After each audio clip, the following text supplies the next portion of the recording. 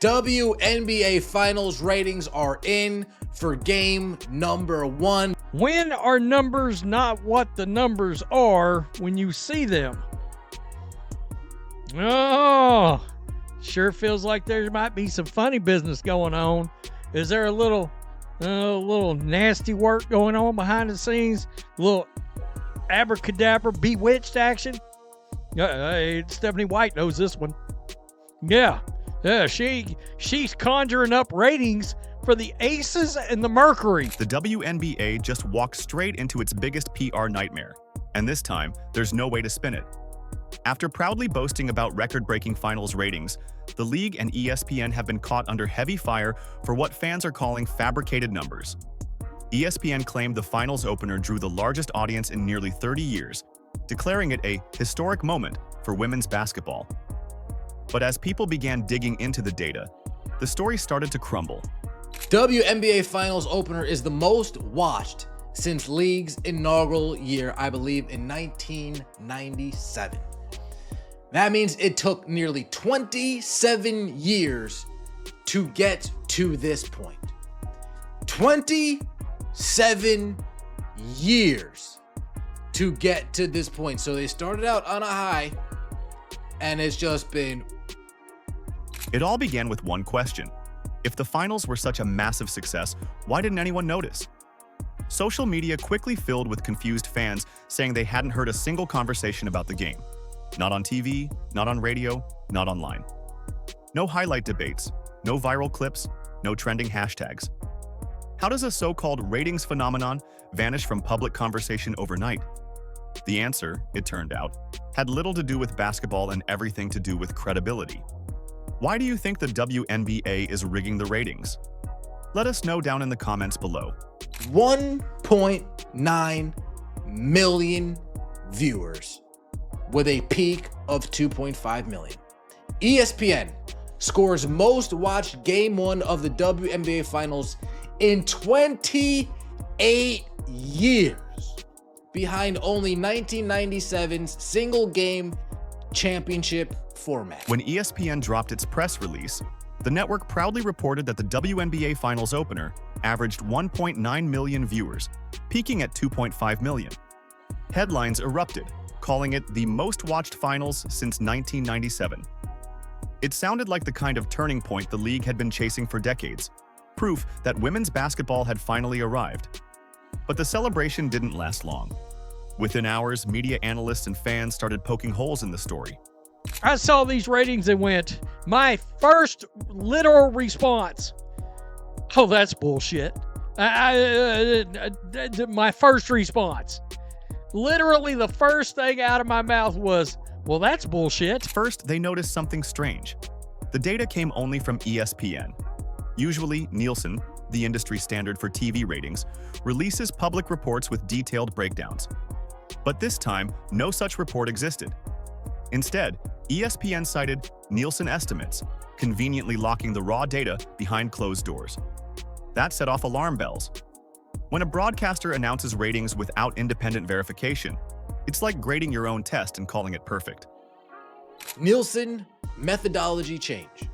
A key factor in 2025 is a change in Nielsen's methodology to include big data plus panel, which incorporates out-of-home viewing, a change that generally results in higher reported viewership for all sports broadcasts compared to previous years.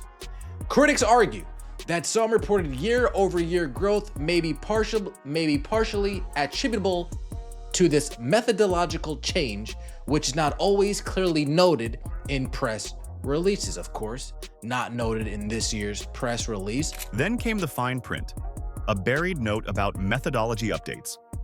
This wasn't the same Nielsen system everyone was used to. Earlier in the year, Nielsen rolled out a new measurement model called Big Data Plus Panel. The upgrade expanded what counts as viewership, including people watching in bars, gyms, restaurants, airports, even those who just happened to walk past a screen showing the game. In other words, the WNBA's supposed record audience might have included anyone who glanced at a TV for 10 seconds while ordering fries. That revelation flipped the narrative upside down. The finals didn't necessarily attract millions of passionate fans. They simply counted more bodies. What ESPN labeled as a historic spike was really a technical trick, turning casual glances into full-fledged viewership. The supposed explosion of interest wasn't organic growth. It was data inflation disguised as progress. I go listen to sports radio. I'm not getting any WNBA Finals. I'll turn on ESPN. I'm not getting any WNBA Finals. I'll turn on Fox Sports 1. I'm not getting any WNBA Finals. Nowhere I look do I see people really discussing the WNBA Finals. And ESPN spits out 1.9 million viewers. Are these silent viewers? They very well may be. Fans immediately started connecting the dots. If this truly was the biggest finals audience since the 90s, why wasn't anyone talking about it?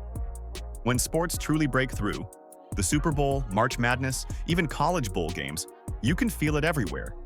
Talk shows dissect the highlights. Social media drowns in memes and debates. But this time, crickets. Even ESPN's own shows barely covered their record. No viral clips, no analysis segments, nothing. It felt less like history and more like a cover-up. Then the comparisons rolled in.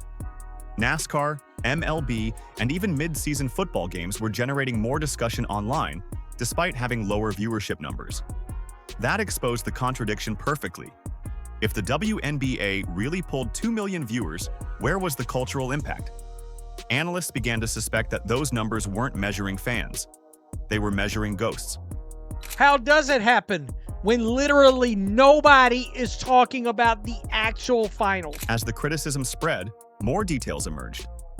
The official Nielsen data still hadn't been released publicly, leaving ESPN as the only source. And that's when fans realized the conflict of interest. ESPN isn't just a broadcaster, it's a business partner of the WNBA. The league's image directly affects ESPN's bottom line.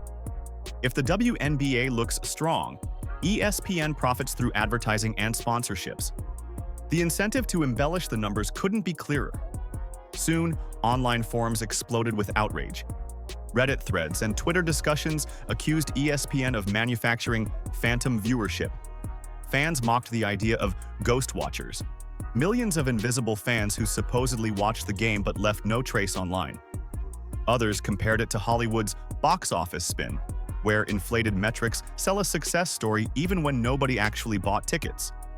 A new term started trending in small sports communities: manufactured success. I'm waiting for the official Nielsen ratings. ESPN likes to do some funny math. You can't find those numbers anywhere else. Every AI lists ESPN as the source, not Nielsen. Last time I checked, ESPN isn't in the ratings business. They're reporting their own ratings. Why did it take so long to put this out? I'm suspicious. Amazing for a game that couldn't even sell out. By now, ESPN and the WNBA were cornered. The numbers looked great on paper, but the silence around them was deafening. What was meant to be proof of growth had turned into a viral case study in manipulation. Instead of excitement, the league was facing embarrassment. And just as the debate peaked, a deeper revelation hit. One that explained how those ghost fans appeared in the first place. It all traced back to Nielsen's Big Data Plus overhaul. On paper, it was a tech innovation meant to reflect modern viewing habits. In reality, it blurred the line between watching and merely existing near a screen. Bars, gyms, and even airport lounges were now counted as part of the audience. Someone glancing at a muted TV in the background while waiting for a flight could register as a viewer. Multiply that across thousands of locations, and suddenly, you have an artificial audience of millions. Critics called it what it was: statistical steroids, a way to make struggling leagues look healthier than they were. One analyst compared it to adding zeros to the scoreboard, a sleight of hand that lets networks brag about record ratings without technically lying. They didn't fabricate numbers outright, they just redefined what a viewer was. The timing also couldn't have been worse. This new system rolled out right before the WNBA Finals, conveniently in time for ESPN and league executives to claim a breakthrough moment. Coincidence? Hardly. Insiders admitted the methodology often favors niche sports with smaller fan bases, where even minimal out-of-home traffic can cause massive percentage swings. That meant the WNBA's record might not have come from a surge in interest, just a surge in math. Sports media veterans weren't surprised. They've seen networks spin weak ratings before, but this time felt different because the stakes were so high. The WNBA has spent the past 2 seasons riding the Caitlin Clark wave, and losing that momentum would have been catastrophic. With declining attendance and finals tickets dropping to $6, the league desperately needed a win, or at least the illusion of one. ESPN gave them exactly that. As the story gained traction, fans began comparing this year's finals to the games Caitlin Clark played last season. And that's when the real numbers exposed everything. During Clark's rookie playoff run, her games against the Connecticut Sun averaged 2.5 million viewers with peaks near 3.4 million. Numbers that were both higher and verified under the old Nielsen system. No inflated algorithms, no bar watchers, no background glances, just millions of fans actively tuning in. That comparison was devastating. It proved the WNBA's current ratings weren't the result of league-wide growth. They were riding Clark's leftover momentum. Her presence alone had generated authentic national attention. Without her, the finals became forgettable. So forgettable that ESPN had to juice the numbers to make them look relevant. The message was clear. The WNBA's biggest audience wasn't watching the league. They were watching Caitlin Clark. And instead of admitting that reality, the league and its partners tried to rewrite it. ESPN's press release didn't credit her for creating the surge in visibility. Instead, it painted the finals as proof of a rising collective brand. But the math told a different story. Clark's playoff games had drawn nearly double the finals' supposed viewership. And that was before Nielsen started counting casual glances as fans. That meant her impact was genuine, measurable, and irreplaceable. Without her, the buzz vanished. Even with inflated numbers, the finals felt hollow, proving that one player's shadow was bigger than the league's entire championship. So while ESPN bragged about a historic ratings surge, fans weren't fooled. They saw through the spin, the fine print, and the data manipulation. The WNBA's credibility took a hit, ESPN's motives were questioned, and the conversation that followed wasn't about growth. It was about honesty. What was supposed to be the league's proudest moment had turned into its biggest embarrassment. The so-called record didn't celebrate women's basketball. It exposed how far the league and its partners were willing to go to pretend it mattered. And as fans began calling for transparency, one name kept resurfacing: Caitlin Clark, the player whose authenticity and talent had built real numbers, real excitement, and real trust. Fans saw right through it. The pattern was impossible to ignore. Whenever Caitlin Clark was on the court, engagement surged, ticket sales spiked, and broadcasts lit up with energy. The moment she wasn't, silence. The buzz evaporated like it had never existed. Caitlin Clark didn't just elevate her own team, she dragged the entire league into mainstream relevance. She brought new sponsors, new fans, and new credibility that no marketing campaign could ever buy. And yet, instead of celebrating her as the catalyst for their newfound visibility, league executives kept pretending this was organic growth. She was the reason casual sports fans started caring again. She was the reason corporate sponsors opened their wallets. Without her, the WNBA's momentum would have flatlined months ago. And once analysts started tracking the data, the truth was undeniable. The supposed record-breaking season wasn't proof of league-wide progress. It was a desperate attempt to protect a fragile brand built almost entirely around one player. When experts dug through a decade of WNBA viewership, the picture was bleak. From 2015 through 2022, the league's finals ratings were stagnant or declining. In 2019, the championship series averaged just 238,000 viewers, a record low that barely registered on national television. ESPN often buried the games on secondary channels, squeezed between reruns of debate shows and low-tier college matchups. Sponsors began pulling out quietly, realizing that the league's return on investment simply wasn't there. Then, like a switch flipping, everything changed. By 2023, finals viewership jumped to roughly 729,000. A year later, it hit 1.14 million. And in 2025, ESPN claimed the finals opener soared to 1.9 million, a 30-year high. To anyone paying attention, that trajectory didn't look organic. It looked engineered. The turning point? Caitlin Clark's arrival. When Clark exploded onto the college scene, she turned Iowa basketball into a national event. Every game was headline material. Crowds packed arenas, broadcasters fought for coverage rights, and fans who had never watched women's basketball suddenly cared.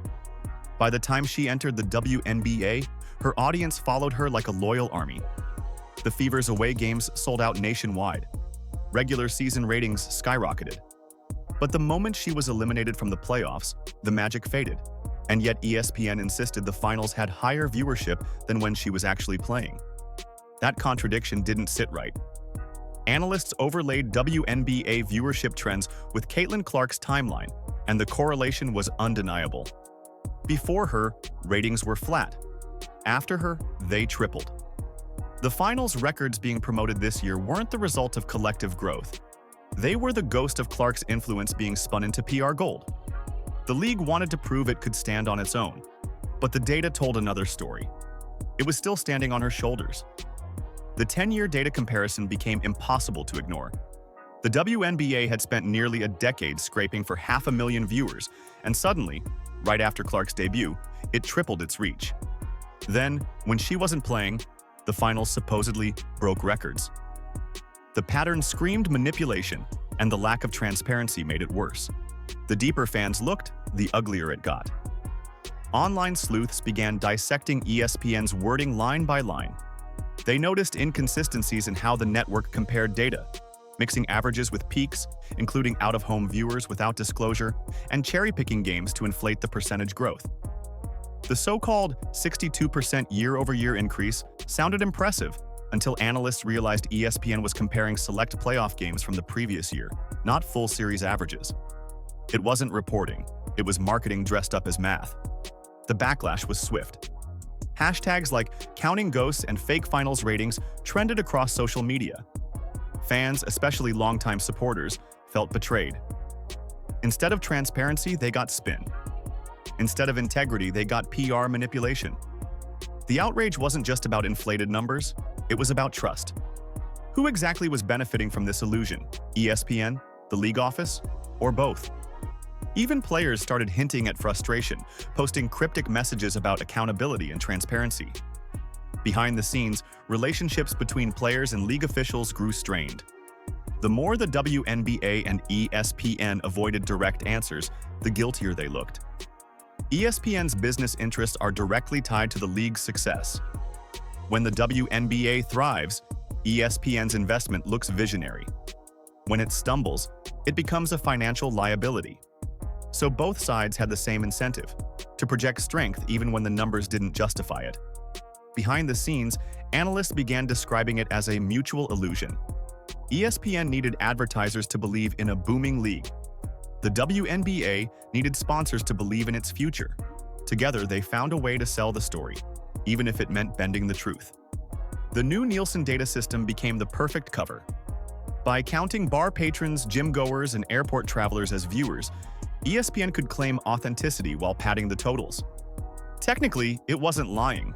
It was just stretching the definition of reality. And it worked, at least at first.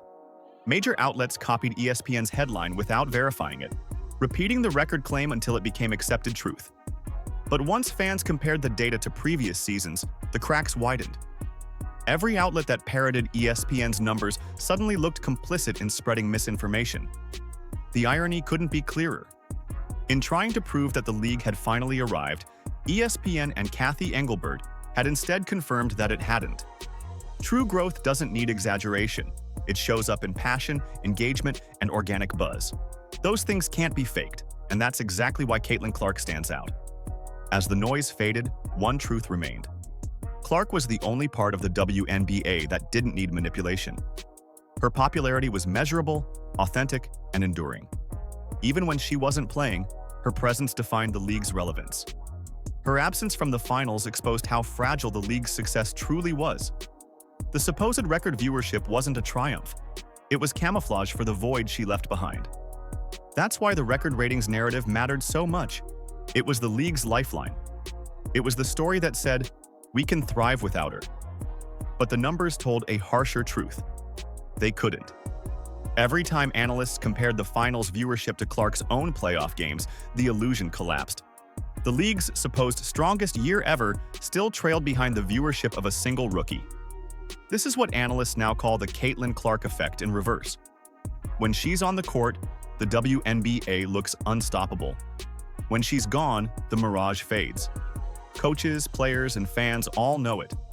Some resent it, others accept it. But everyone understands it. Caitlin Clark isn't the league's problem. She's its proof of life. And that's the WNBA's biggest challenge. The league wants to be seen as strong and self-sustaining, but it keeps leaning on a single player's stardom to stay relevant. ESPN can inflate ratings and release polished press statements all it wants, but the numbers without Clark tell the truth. They're flat, hollow, and lifeless. What the WNBA and ESPN tried to pass off as historic growth ended up exposing the opposite. Their so-called record finals didn't reveal strength. They revealed dependence. Caitlin Clark is the league's past, present, and future, and until they embrace that reality instead of disguising it, every milestone will ring hollow. Because real history isn't made in a press release. It's made when millions of fans care enough to watch. And for now, those fans only show up when Caitlin Clark does. Why do you think the WNBA is rigging the ratings? Let us know down in the comments below.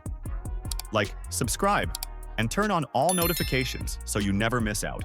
Click the video on the screen, and we will see you in the next one.